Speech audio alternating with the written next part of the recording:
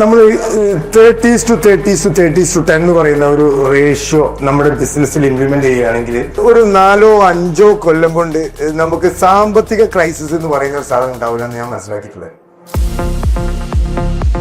നമുക്കൊരു വർഷം ഒരു 10 ലക്ഷം രൂപ നമുക്ക് പ്രോഫിറ്റ് ആയിട്ട് വരുന്നുണ്ടെന്ന് വിചാരിക്കുക. അതിന് 4 ഭാഗിക്കുക.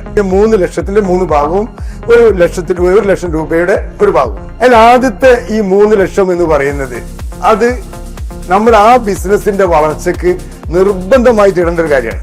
ഇത് ഓരോ വർഷവും നമുക്ക് ഈ രണ്ടാമത്തെ 30%, ഇപ്പൊ ഗോൾഡിലോ, ഇന്നത്തെ സമയത്ത് ഗോൾഡ് നല്ലൊരു ഇൻവെസ്റ്റ്മെന്റ് ആണ്, അതുപോലത്തെ ഏതെങ്കിലും ഒരു ഇൻവെസ്റ്റ്മെന്റിലേക്ക് നമ്മൾ ഫണ്ട് ഇറക്കിയിട്ട് നമുക്ക് പെട്ടെന്ന് ആവശ്യം വരുന്ന സമയത്ത് കൊടുത്ത് കാശാക്കിയിട്ട് നമ്മുടെ ബിസിനസ്സിലേക്ക് ഇറക്കാൻ പറ്റുന്ന രീതിയിലേക്ക് ഒരു 30% കൂടി.